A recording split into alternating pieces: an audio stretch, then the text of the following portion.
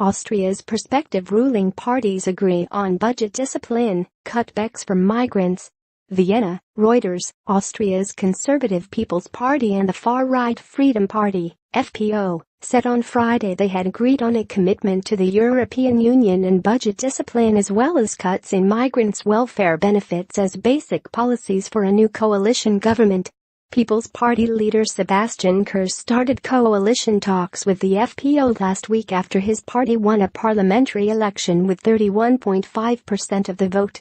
Kurz's hard line on immigration and his decision to force a collapse of the current coalition with the Social Democrats, who came second, made the Anti-Immigration Freedom Party, FPO, a natural partner.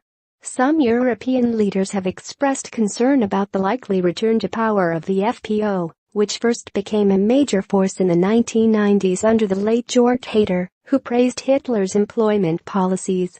Austria's new government will focus on actively shaping the Austrian EU Council presidency and a commitment to further develop the European Union according to the principle of subsidiarity, FPO chief Heinz Christian Strache said at a news conference with Kurz in Vienna on Friday. Subsidiarity is the principle that power should be exercised at the lowest feasible level.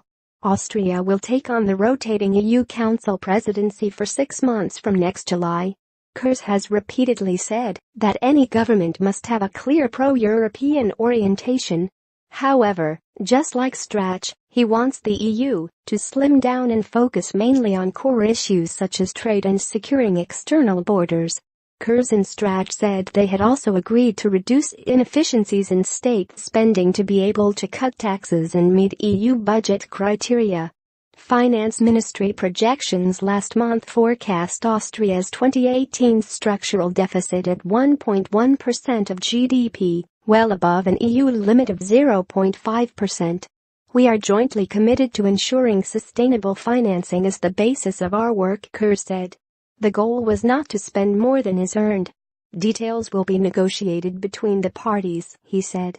Both parties called in their election campaigns for tax cuts for low earners and for companies, and both promised not to introduce a welfare inheritance tax. To achieve this, they plan to reduce welfare benefits for migrants and consider introducing a 5-year residence qualification for citizens of other EU countries to be eligible for welfare payments in Austria.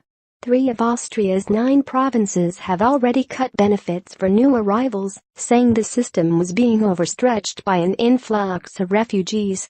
Austria took in asylum seekers equivalent to more than 1% of its population in 2015, most of them fleeing conflict in the Middle East.